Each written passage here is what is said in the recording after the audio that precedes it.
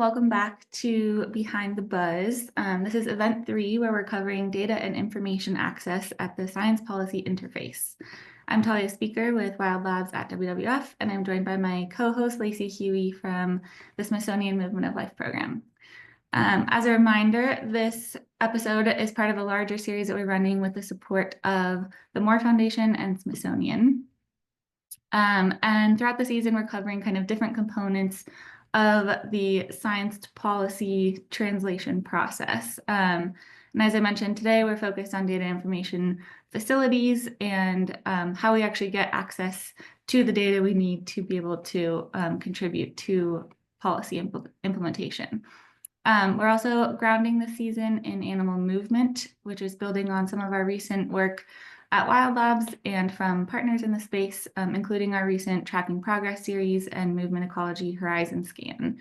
And one kind of unifying theme that came out of these efforts was just really highlighting the significant gaps that are currently present in the kind of efforts to translate movement data into policy and decision making.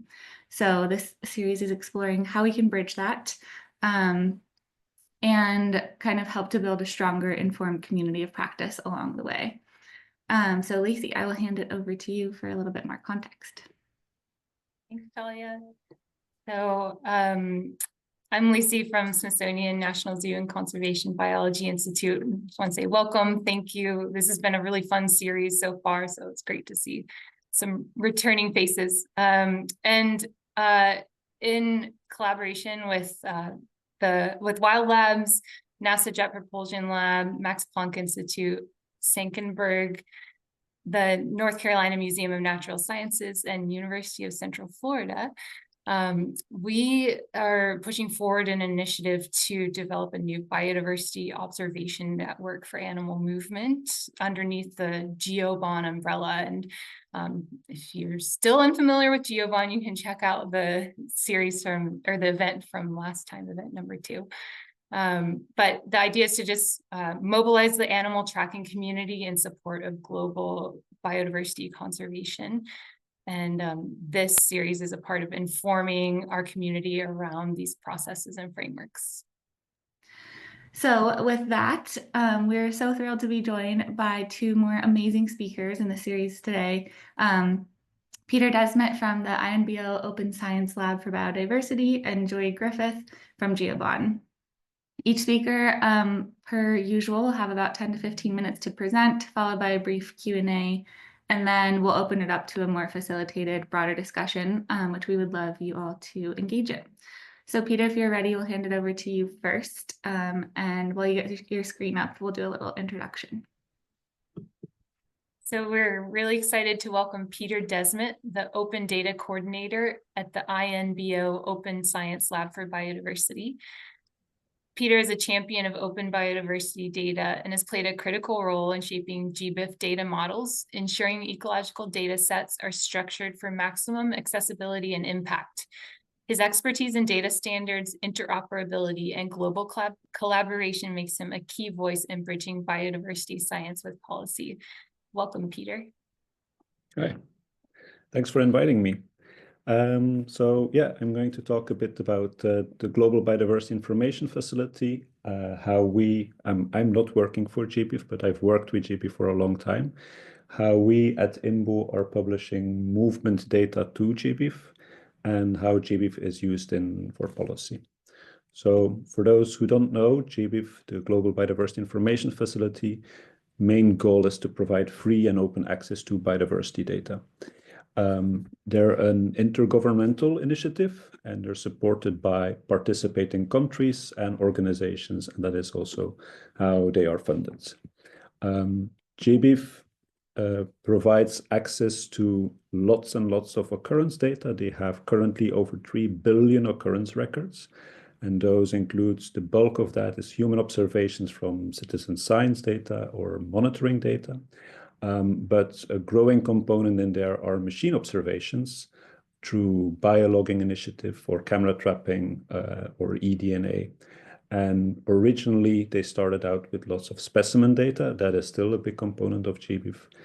So data from collections. So those 3 make up a huge part of the 3 billion occurrence records they have in there. There's also other data that you can publish to GBIF, including species information, which they all aggregate. So all that species information is available per species. And they also keep the original data set that is contributing to this 3 billion occurrence record. So it's not, even though it is one single database where you have all this data, you can still recognize who or what database data set was contributing to those data. So how does this work, this occurrence data? So the occurrence data are published as individual data sets. There are currently about 50,000 by different institutions. Currently 2,000 institutions are doing this. But all data needs to be standardized. You cannot just submit your data as is often the case with other repositories like Zenodo. You need to standardize your data to Darwin Core, which is a community-maintained standard for expressing biodiversity information. That data is then processed by GBIF. So you publish it somewhere, you register it with GBIF. They link all the scientific name information to a shared taxonomic backbone. So you can actually search for mammals and find all the species are mammal species, even though you only publish the scientific name. And they also flag or check your data for quality issues, as in you reported an occurrence as from a certain country, but the coordinates fall out of that country. All that information is publicly available and accessible through a unified search interface. You can see a screenshot here. So for example, here I can search for muntjac, a kind of deer, records across all these 3 billion records. I want machine observations and human observations. And as you can see on the map, it is a species that is native to China, but it is also occurring as an invasive species in Europe. I'm searching across all these data sets simultaneously. You can use a search interface, but everything that GBIF does is also accessible through an API. They're actually using their own APIs to show the data to you. So if you want a more reproducible way of accessing the data, that is possible. One of the very, very cool features that GBIF has is citation tracking. So every data set that is published to GBIF has a DOI. That's number one in the picture. I have a data set for herring gulls tracking data. When I publish this to GBIF, they assign a DOI to my data set. So I have a way to uniquely identify my data set, and other people can also cite my data set. But since I'm also able to search across data sets, what you can then do is download the data. And that download, which may have data from multiple data sets, also gets a DOI. And that is a DOI where GBIF is making an effort and teaching the community that is a DOI you would cite if you use it in a paper. So you cite the DOI of your downloads, and they then have a mechanism that tracks down, okay, we noticed that a paper cited this download, meaning we can increase the citation for every contributing data set to that download. So that is what you see in number 3. That data set currently has 25 citations, meaning it occurred in 25 downloads that were used and cited in a paper. There's currently about 12,000 peer-reviewed papers that have used GBIF data, and this is currently growing at 6 papers per day. So this is going very, very fast. And it is actually incredible as a publisher to GBIF to see your citations increasing and how your data is being used. So if I click that 25 citations, I would be able to see all the papers or policy reports that were using my data. So how do you publish data to GBIF? First, you need to make sure you're part of an institution. And you, as if you're a new publisher institution, if your institution has never published data to GBIF, you need to have an endorsement from a national node. So one of these countries that is contributing to GBIF. This is more of a verification that you're actually a valid institute that can publish data to GBIF. It's a human check. And then you select the tools to publish data to GBIF. You can directly publish by making use of their API to make things more operational or automatic. But the main tool you could use is the IPT, the Integrated Publishing Toolkit, which is a web interface where you can upload your data, write your metadata, and register to GBIF without having to write any codes or have to work with the API yourself. So then the next step is You need to prepare your data because it needs to be standardized as Darwin Core. You need to choose one of the 3 licenses that are supported: CC0, CC Creative Commons Attribution, and Attribution Non-Commercial. And then you can publish your data set. There's lots of support for how to publish data to GBIF.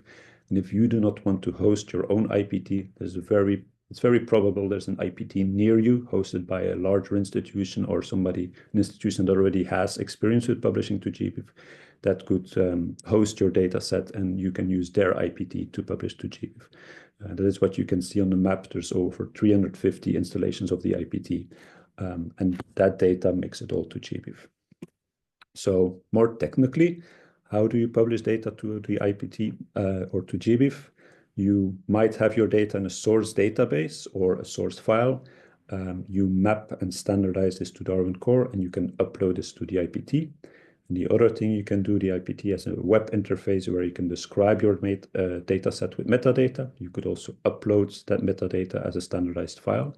So both data and metadata are standardized. Data to Darwin Core, metadata as the EML, the ecological metadata language. That comes together in the IPT, and then you publish this as a Darwin Core archive, which is a zipped file containing the CSV data and the metadata. And then you can say, yeah, this can be published, meaning it is publicly available online, but GBIF doesn't know about it yet. That is why it is also necessary to register with GBIF, and that is why you need your endorsement. And then GBIF knows that that dataset exists at this IPT, and they will harvest this and make it part of this large dataset or large database with all the records.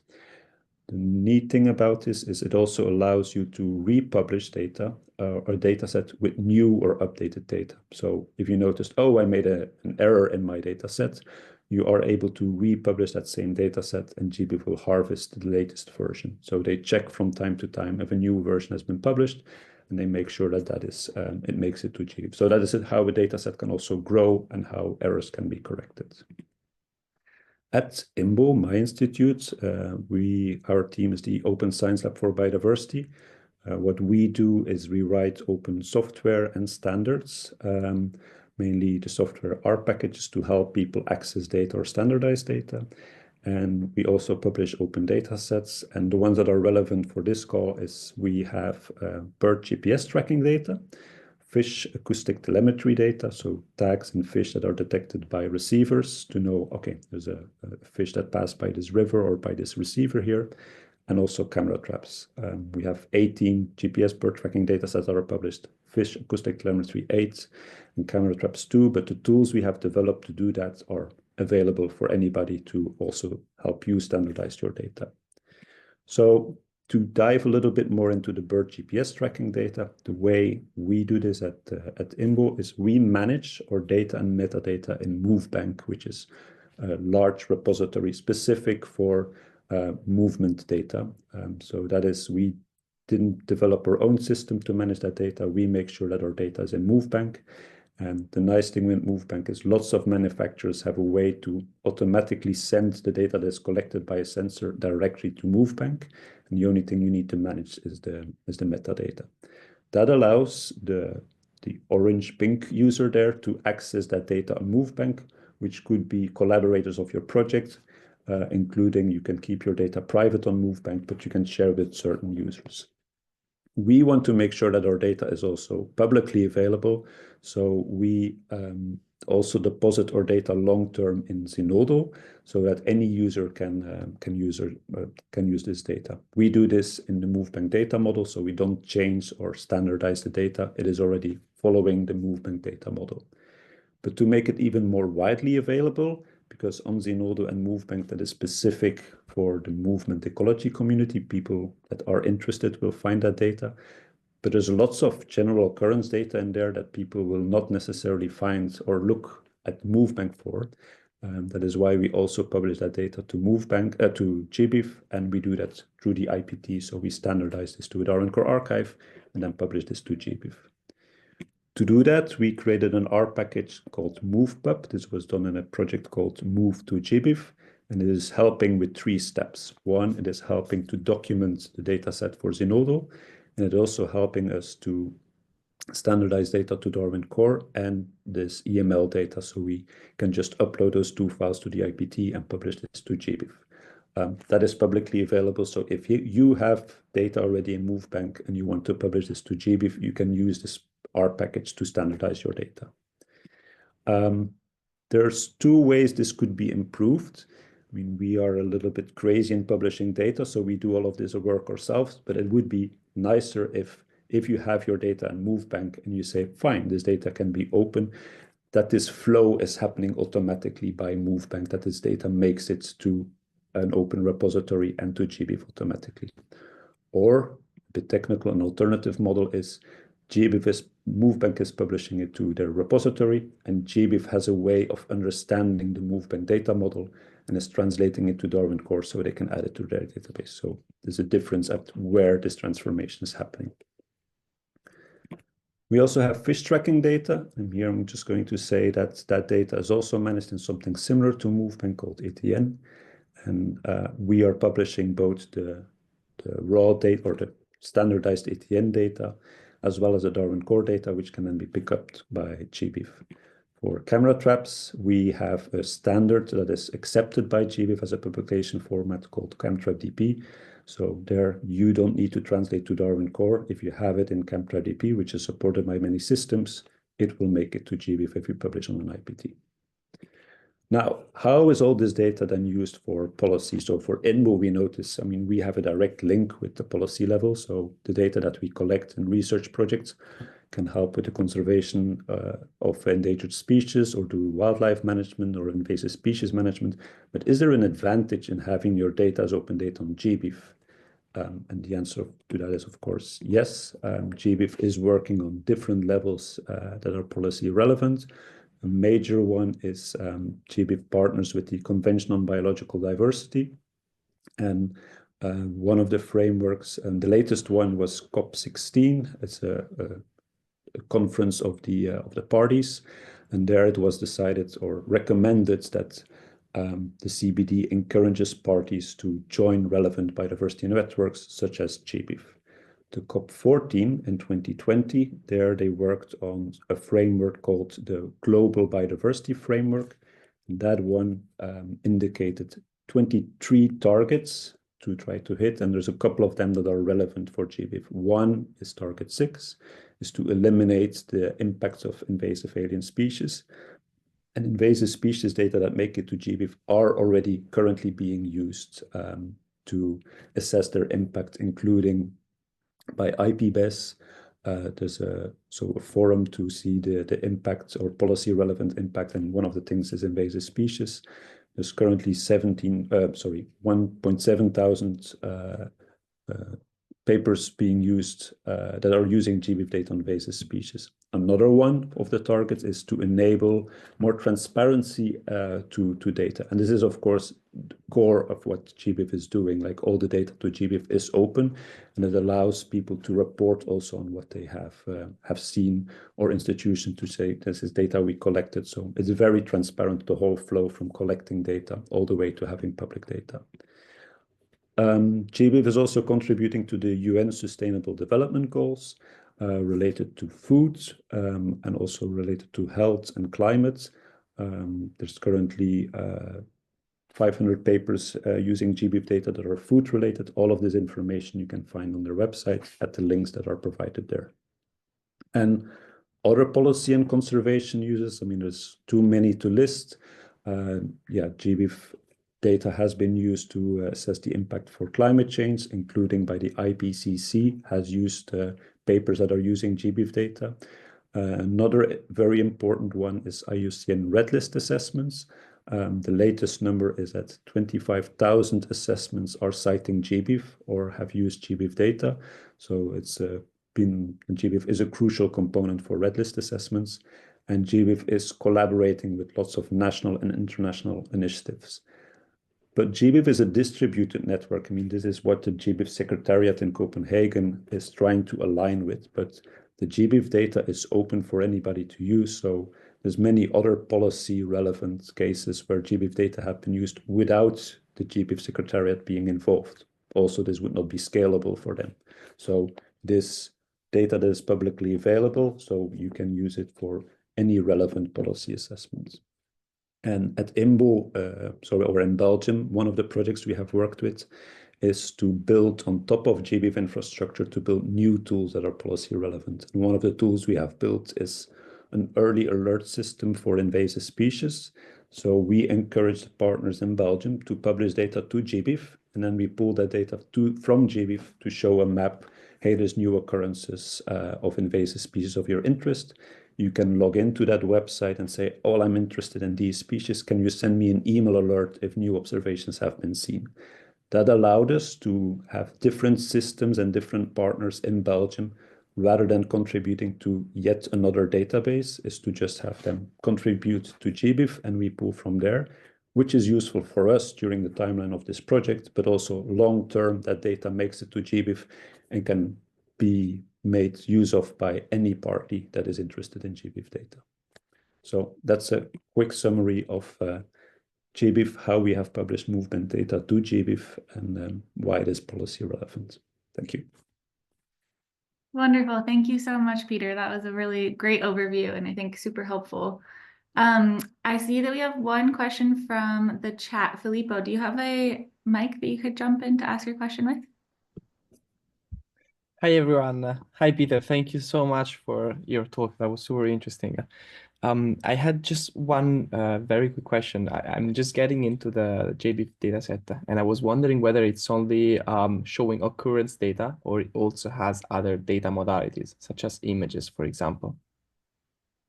It is occurrence data, but image data can be associated with occurrence data. So if you go to the occurrence search and you see your results, you will see a tab there that says gallery, which will show you all the images. So as long as your image is associated with an occurrence, you are able to publish that type of data to GBIF. Do know though that image needs to be hosted somewhere. GBIF is not hosting those images. It's just using the URL to that image to show that image. So yeah, but the pure image data without any associated occurrences, that you cannot publish to GBIF. Makes sense. Thank you so much. Yeah. Peter, I had a quick question about your example of the early warning system for invasive species. Is that an example? I think we have an open question right now about how GBIF is interfacing with other platforms that are providing like more derived analyses, so like BON in a box potentially. So is this type of derived analysis, what's the vision for this sort of example, I guess, going forward? I think it is something I definitely am encouraging for lots of projects to do, as in very often it's like, oh, we have data that we want to bring together to build a data set so we can do analysis on all of that together. If you don't mind that data is open, which is encouraged, then it is nice that you publish your data to GBIF first and then use GBIF infrastructure to build things on top of that for two reasons. One, you don't have to build, I mean, there's lots of infrastructure you don't have to build, like standardizing data, making sure it's all in one infrastructure that you can search on. So you get a lot of things for free. And the other thing is those things are often built within a project, and during the timeline of the project you have funding, but eventually that ends and you have to keep that application online, but eventually it might die. Then all the data doesn't die with it. It's all still available permanently and long-term at GBIF. And also you're putting that data on GBIF for your project, but it's immediately usable for other projects as well. And the other thing you get for free, this is the current infrastructure you have at GBIF, but there's new developments happening too. One of this coming soon is that you can query data on GBIF using SQL. So you can really aggregate the data however you want. That is a feature that you also immediately get for free because you build something on top of GBIF infrastructure and you might be able to use it. So by putting all that data there, it's beneficial to others, but it's hugely beneficial to your own project. So yeah, it's strongly encouraged if you don't mind that the data is public data. Wonderful. I have follow-up questions, but I'll let you move on. I was going to say, yeah, we should move on. But definitely if others have more questions in the chat, maybe Peter, you can look there and help to answer them throughout the rest of the event, and then we'll come back to you for the open discussion. Thank you so much. All right, so now, Jory, if you want to get your slides up, I'll give you a little introduction as well. We're delighted to welcome Jory Griffith, who's a biodiversity data science at the GBIF Secretariat. With a background in ecology and data science, Jory plays a key role in developing BON in a Box to assist conservation planners in calculating biodiversity indicators for policy and reporting. She works closely with collaborators to integrate analysis pipelines, making biodiversity data more accessible and actionable for decision makers at multiple scales. So if you're ready, Jory, take it away. Hi, everyone. Thank you so much for coming to this event. As mentioned, I'm Jory, and I have a lot of light coming in through my window. And I'm a biodiversity data scientist at the GBIF Secretariat in Montreal. And today I will be telling you about BON in a Box, which is an open and collaborative platform for biodiversity monitoring, indicator calculation, and reporting. So for those of you who don't know, GBIF is a network of over 3,500 researchers in 150 countries who are all working to monitor biodiversity change. And anyone can become a member for free, so if you're not already signed up, please do so on our website. But GBIF consists of a number of smaller biodiversity observation networks that can be national, such as French BON or Colombia BON, regional, such as Asia Pacific BON, or thematic, such as Marine BON or now Move BON. And so one of GBIF's main initiatives is to standardize data collection to be able to make comparisons across space and time. So the GBIF network came together to establish the essential biodiversity variables and the essential ecosystem service variables. And so one of GBIF's big goals is to establish a global biodiversity observing system, which is analogous to the global climate observing system that already exists. And the idea is that it would be a network of networks that are all communicating and sharing data and analyses to monitor the state of the world's biodiversity and detect trends at different scales. So in this vision, we saw many ways to share data, such as GBIF, but we saw a gap in this, I don't know if you can see my mouse, but this analytics section here. So there was a lack of a platform to share analyses in an open, transparent, and reproducible way. And so Andy and Maria Cecilia, the GBIF co-chairs, created the BON in a Box modeling tool. And BON in a Box was already an existing platform where users could search and share for projects and tools. But they added this modeling tool, which is a software to integrate biodiversity data and models to generate useful insights into the status and trends of biodiversity. So it's a tool to calculate essential biodiversity variables and indicators based on curated open source repository of community contributed analysis pipelines. So this is just a conceptual diagram of about how BON in a Box can be used by a BON. So first we have this biodiversity observation network. In this example, Colombia. They're collecting data through various means such as satellites, field sampling, camera traps, etc. And then this data can be fed into a BON in a Box pipeline to calculate biodiversity information. So essential biodiversity variables and indicators. And the way it does this is through analysis pipelines, which are these interconnected sets of scripts to run a full analysis from start to finish. So these are scripts in R, Julia, or Python. They're connected through inputs and outputs, which can be essentially any file type, such as a CSV or a GeoTIFF or whatever file type you want to use. And because these are all connected through inputs and outputs, the tool can run a whole analysis from start to finish without you having to go into RStudio, run and manually run each script sequentially. And so these analyses can be shared between BONs and used to calculate indicators for reporting to things such as the Convention on Biological Diversity or other policy goals. And so there's sometimes confusion about this. So BON in a Box can be used for several things. The first is computing policy relevant biodiversity information. So this is your EBVs and indicators. But beyond that, BON in a box can also be used to run and share any analysis that's relevant to biodiversity monitoring at any scale. So for example, the R package that Peter was just talking about, that could be plugged into a pipeline in BON in a box to make it easier to use. So any analysis that's run in R, Julia, or Python that you think could be relevant to other people in other places, you could share through BON in a box.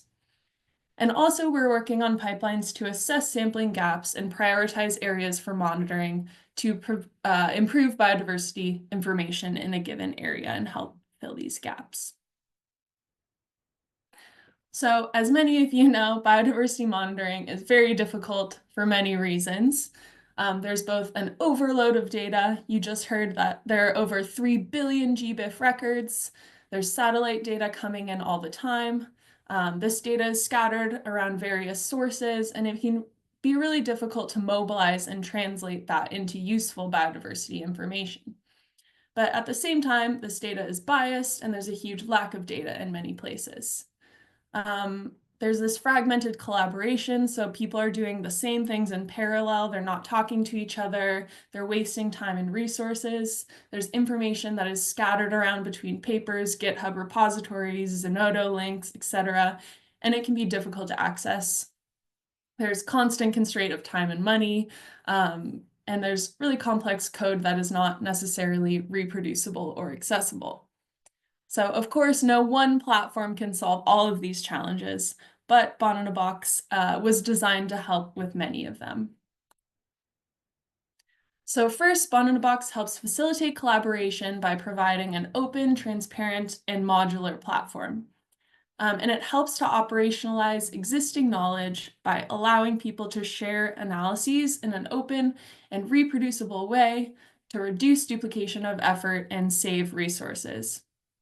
It increases the fairness of the analysis process, so findable, accessible, interoperable, and reproducible. You hear this often for data, but is also important for the analysis process. And it also increases scientific rigor by allowing other scientists to reproduce and build on previous work. And BON in a box can also help overcome code complexity and data overloads by integrating data with models. So BON in a box automates the process of pulling data from publicly available data sets through APIs and analyzing it to produce indicators. So it can pull data from GBIF, OBIS, satellite data, etc. And therefore, pipelines in BON in a box can be easily updated when new data comes in. But there are also lots of situations in which a country or organization has its own data that's not publicly available for whatever reason, and they want to use their own data instead of these public or global data sources. So BON in a box allows users to analyze their own data without it having to leave their computer, allowing them to maintain sovereignty over this data. So right now we have a number of pipelines to calculate EBVs and indicators. They've all been contributed by members of the GeoBon network from around the world. So we have the genetic diversity indicator, which was contributed by a group in Zurich. We have the biodiversity intactness index, which was contributed by a group at the Natural History Museum in London. So we have lots of collaborators from around the world. But now I just want to show you really quickly what the tool actually looks like. So I'm going to exit out of this. Can you guys see my screen all right? Okay, awesome. So essentially, when you create a pipeline in BON in a box, it creates this user form where the user can input the parameters of interest. So this is just an example of one that we created for a conference we were at last week, but it pulls a phenology layer from the Copernicus data ecosystem from the European Space Agency, does some calculations on it, and then outputs results. So the user can input the country that they want, the season that they're interested in, the bands, etc. So this is kind of like the user interface that a person running the analysis would use. start and end year, etc., spatial resolution, and the creator of the pipeline decides what these inputs are going to be. So then you run the pipeline. I'm not going to do it now because it takes a little bit, but I'll just show you what the results look like. So this is what it looks like after a pipeline is run. The user can look at all of the detailed results. So these are like the R logs, and they can also use this to debug. All of the intermediate results are available to download here. And then all of the final results that the person creating the pipeline decided they wanted to be their outputs are available here. So you can view them. But then you can also look at this more user-friendly results viewer here and look at the actual results. So that this is looking at the change in the length of this growing season over time in Belgium. And so the user can kind of play around with this and look at the layers in a more sort of user-friendly way. And then what the actual pipeline editor looks like, this would be more on the side of the contributor of the analysis. So you have all of the scripts that are available on the left here. You can drag the scripts into the pipeline editor and then connect them through these inputs and outputs. So obviously outputs that are connected to inputs have to be in the same file format, but essentially this just makes the whole process automated. So the person actually running the analysis doesn't have to deal with any of this. They can just go to that nice user-friendly user form and run it. And then all of these are well documented with metadata and all of the scripts as well. Right. So this is just a schematic of how BON in a Box kind of fits into this big idea of the GBIOS, or the Global Biodiversity Observing System. And it allows biodiversity observation networks to share these analyses and use analyses that have been contributed by others, for example, by the people in the GeoBon network. And it allows for the standardization of these analyses between countries and regions, so this information can be translated across jurisdictions. So BON in a Box creates this sort of interstitial tissue within and between bonds. So thank you so much for listening. Just a couple links here. We have on our website this first QR code, a BON in a Box preprint. It's been submitted, but you can read it now on the website. We also have a Bring Your Own Pipeline technical workshop in a few weeks, which might interest some of you. The idea is that a person who has an analysis that they want to share can bring it to the workshop, and then we teach people how to adapt it to become a pipeline within BON in a Box. So that you can also register for this. This is our main website, but there's an events page, and so you can register there. And then also we just released these tutorial videos for how to install and contribute pipelines to BON in a Box, which you can find through this QR code. So yeah, I'm happy to answer any questions. Thank you so much, Jory. That was great. Love the highlights of these opportunities to engage with the tutorials and the events too. So we'll make sure those are up on Wild Labs too. One question that I had that I put in the chat is just like, who are the main current users of BON in a Box? Is it mostly the bonds and those networks themselves? And then are there any kind of areas of the community, like potential future users that you've been focused on or are thinking about who maybe aren't using it much yet? Yeah, so right now it was in sort of a proof of concept phase. So it's not being like widely used right now. But we did have collaborators in Colombia. Maria Cecilia, who's the co-chair of GeoBon, works at the Humboldt Institute, which is kind of their national research institute. So she both helped like develop this, but also it's being pretty widely used like within their institution. So that's like an example of a use case of BON in a Box. But who we're really focused on, I mean, there's like huge uses for it, but we've been really focused on like the country users and making it a tool to help with reporting to the Global Biodiversity Framework. So we went to COP and we were, talking to people there, and I think there's huge potential for it to be useful there, but we obviously need contributors to contribute pipelines to calculate these indicators. So we're also like really looking for more contributors to put pipelines into the tool so that it can be more useful. Wonderful, thank you. It looks like Sarah Davidson also had a question about these pipelines. Sarah, are you here to jump in? Yeah, hi, can you hear me? Yeah. Yes. Okay. It's getting dark here, but I can turn my video on. Hi. Hi.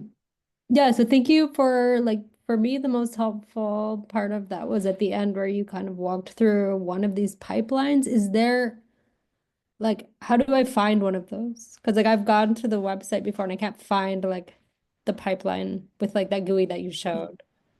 Yeah, so we should put this on our website, but we have, so essentially BON in a Box has to be downloaded on your desktop if you want to actually interact with it and Okay. contribute code and stuff. But we have a couple online instances that you can look at.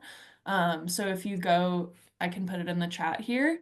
A desktop download is fine too. I guess I never saw the link. Yeah, it's I'm just gonna stop sharing here so I can, but if you want to just kind of look at the tool and look at what we have available right now, I'll just put a link in there. Where you can kind of, yeah, because I think interacting with the platform is really important to people, for people to understand it. But if you really want, if you want to run your own code in the tool, you have to fully download it. But but yeah, you can explore it a bit more with that link. Thanks. Awesome. And then my second question was whether there's any option or requirement to publish the underlying algorithm, what is it doing and how to interpret the results, and how how do you make sure people don't put in crappy data and then totally misinterpret the output.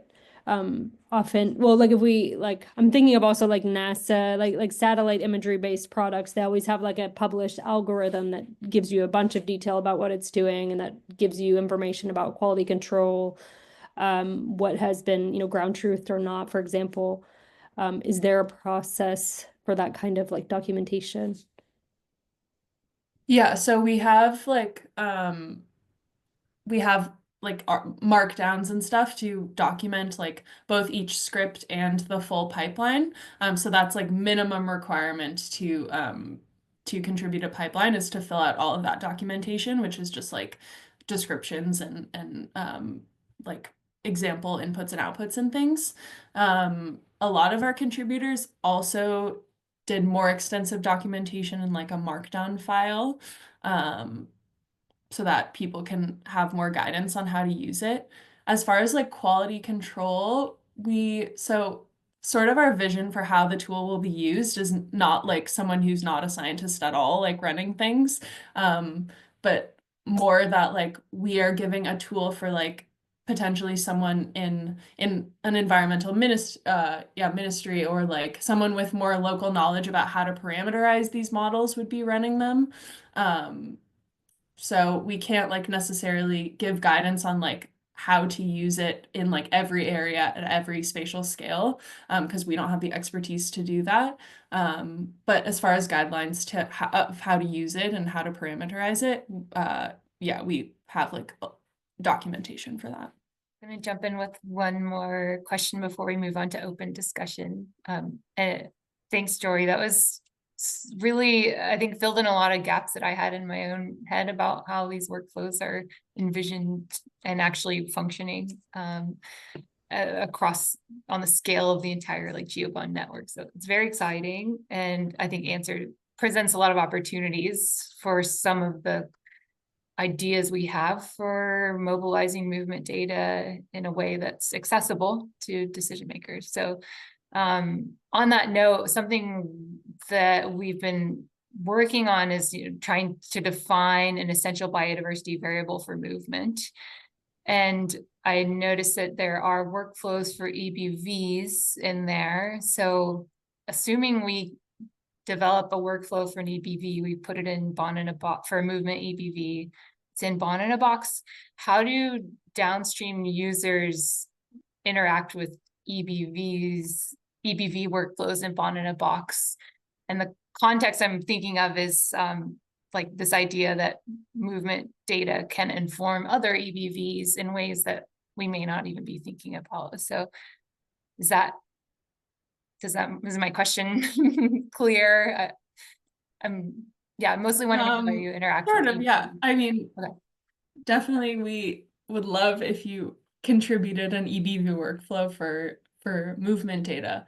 As far as downstream users, do you just mean like users like in other places, like using it in other contexts, or? I guess like are people using EBVs? I know EBVs, I think EBVs get integrated into indicators. But if there isn't yet a movement indicator, how would people potentially, like invasive species is one example we've already talked a little bit about today. Like if someone could access the movement EBV for an invasive species indicator, is that something they would do through BON in a box, or is there other steps we need to take as a community to like make those connections for people? Yeah, for sure. I mean, that's a complicated question because, yeah, I presented it very much as like EBVs to indicator workflow. In reality, like as at least for the indicators in the global biodiversity framework, like not all of them are based on EBVs, and a lot of them are like, calculated by like the custodial institutions, and there's not necessarily like open workflows for them. I think like ideally, as far as like indicators for movement data or indicators in general in the GBIF, like it would be sort of this iterative process where as we like figure out better indicators, we can like change the indicators that are in the monitoring framework. But obviously like it's not just relevant to the global biodiversity framework. If you guys are developing an indicator for movement and you put that in BON box to be shared, between or between your network or two other networks, that can be like hugely useful. So yeah, I mean, it's really like you guys are creating this BON, and there's huge potential for you guys to kind of set this standard for movement data. So we would love to talk more about working with you guys with that. Thanks. Wonderful. Thank you so much, Jory. That was really great discussion, questions from everyone, and presentation. We're going to move on to the open discussion now. So just wrapping up this section, saying thank you again for that. All right, so Peter, if you will rejoin us, it looks like we have a few questions from the chat. We just wanted to kick off with kind of a broader, now that we've gotten some context from both of you, if you could just reflect a little bit on what do you see as like the most pressing needs or next steps from each of your perspectives to help end users really leverage these respective tools more effectively. And obviously we have this lens on the animal movement community, but we also have a broader community of people collecting all kinds of data with all kinds of tools all over the world who may be watching or engaging in this. So if you could think about them as well, that'd be great. Yeah, so I think especially in the movement community, there's already some very good platforms to manage movement data. I'm thinking about MoveBank, the Ocean Tracking Network, European Tracking Network, and that is where people are actively managing their live data and doing analysis. And there's a huge community, a movement community of researchers around there. It's breaking out of those systems and making sure that that data also ends up on GBIF, which hugely increases the discoverability. For now, this is really on the data owner to do all that work. And I think one of the things we need to establish is that these repositories or these management systems can do that work for you. So if you as a PI of a project say, yeah, I'm fine that this data is open, that's publishing as the raw movement data somewhere for long-term archival, and as well making sure that it is to GBIF. That is not something you would have to do, but that the system is doing that following established guidelines and protocols. Lots of the building blocks to do that are already there, but it's currently not used in a scalable way, and it's on the researchers to do all that work. And I think these systems are in an excellent position to do that for them. So I think that's the next step for sure. Great, thank you. Jory, anything to add on that?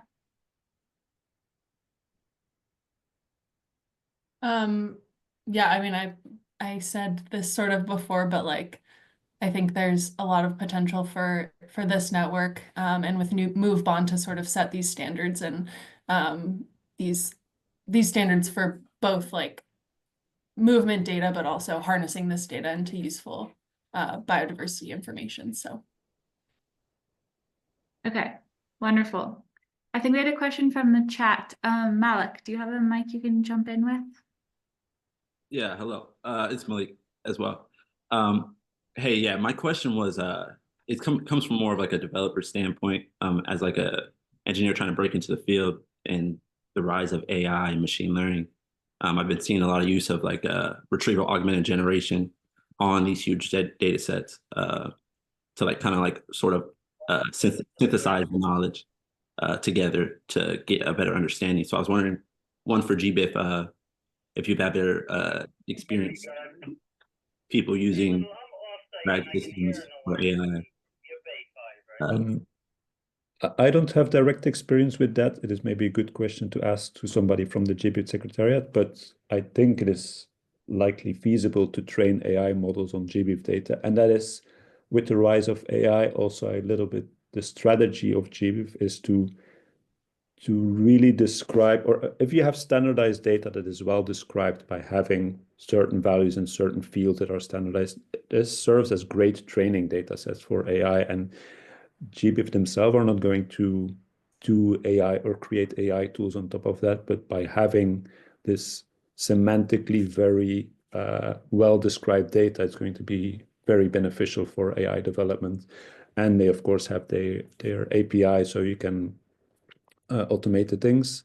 I think one of the things that is maybe a little bit tricky to keep in mind is you have this license on the data to really, that AI development is keeping track of that too. So the images that are shared through GBIF, that the license of the images and the attribution given to the data set that are contributing to GBIF, that is acknowledged by users. So all use of GBIF needs to follow the data use agreement, which boils down to please cite the data.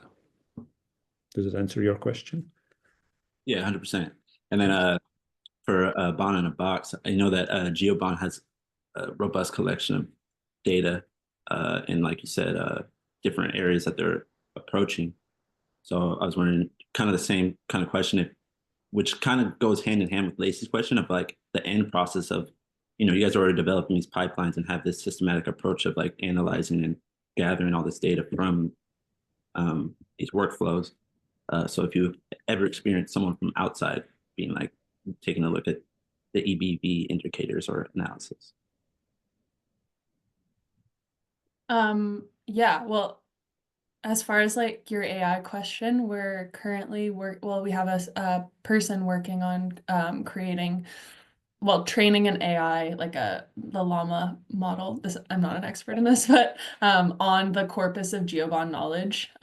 So like all of the papers and documentation that's generated by the GeoBON network, so people will be able to like ask in an AI chatbot like about some information on biodiversity monitoring or how like running an analysis in BON in a box or things like that, and be able to get that information. So that is something that we're working on, but I think there's like huge potential for AI in this sphere for many applications. Cool, thanks so much. Okay, I'm going to jump in with a question from registration. And I think this goes to both of you guys. So what other platforms are in development to gather all this data together from a user point of view beyond BON in a box? Slash kind of what's the landscape of similar tools and what are you doing to break through? So in similar tools to GBIF, the one that comes to mind is OBIS, which is the Ocean Biodiversity Information Facility.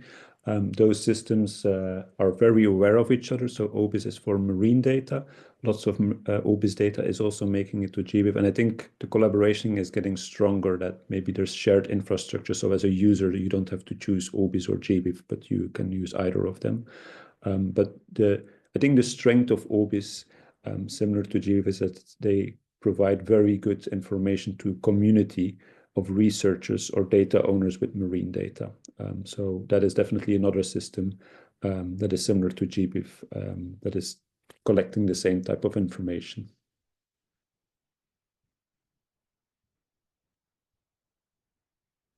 Yeah, I mean, there's lots of like open tools that are in development right now. When our co-chairs created BON in a Box, there wasn't something exactly like this, which is why they created a whole new platform. There are lots of open tools, you know, R packages, Shiny apps, etc., or dashboards doing this sort of stuff, but nothing exactly like this, like with the transparency and the sort of community contributed like openness.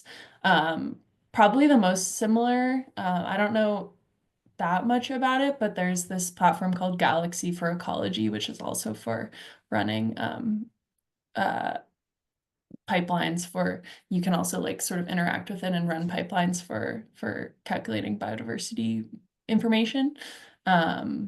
But yeah, we're in discussion with like a number of different platforms that are trying to do similar things that we think we can integrate with, like UN Biodiversity Lab, for example, or now OpenEO, which is a platform for processing satellite data. So yeah, we're just trying to like work with everyone we can and integrate all of these platforms to make it sort of like an easier landscape for decision makers or people trying to run biodiversity analyses. Yeah, I think already from what I've seen, you guys are succeeding in that. So I appreciate it as a newbie to this space myself. Yeah, I think it's a pretty easy thing to get behind. Just like, yay, we're open, we're free, we're transparent. Like, so it seems like there's been a lot of support for that and people are keen on working together. So yeah. Wonderful. Last question. I know we're almost up for time, but I think we have a lot of folks kind of at different levels of engagement, probably with both BON in a Box and GBIF and relevant platforms here today. So any advice for people who are kind of new to this space but are interested to share data or contribute in terms of like first things that they need to be considering? So things to consider when you're publishing data to GBIF. I would just go to gbif.org. There's the menu there. You have a how-to, and that is explaining how to do data hosting, the standards to become a publisher. There's lots of information that you can find there, more than I can explain by answering this question. They have lots of documentation and lots of people in the GBIF community all around that can help you in publishing your data. So both at the national level, also like at gbif.org, you don't necessarily need to contact gbif.org, but through their website, you'll be in touch or find somebody that is working near you that can help you. Great. Jory? yeah, I mean, I think getting involved with BON in a Box, like you can look on our website, you can look at the documentation, you can, we have these new tutorial videos. You can always reach out to us.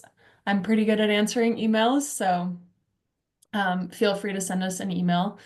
It's boninabox@geobon.org. But also like we have collaborators at lots of different levels. Like we have PhD students working on things, and we are not like, we will work with lots of different people as long as it's like a published, scientifically robust method, then yeah, don't hesitate to reach out to us and get involved. Amazing. Well, thank you so much, both of you. This was, I think, super helpful and enlightening. And I think will continue to be a helpful resource for folks in the move BON kind of evolving, growing community, and also hopefully the broader Wild Labs and biodiversity data and technology communities as well. So we really appreciate your time and your thoughtful presentations and responses to the questions here. And thank you also to all of our participants for joining and asking your good questions. So just to flag, we have one more event coming up in this series. In 2 weeks, it will be on Wednesday, March 5th, and it will focus on national applications of these systems. So registration information will be out on that shortly, and we look forward to seeing you then. Thank you so much, everyone.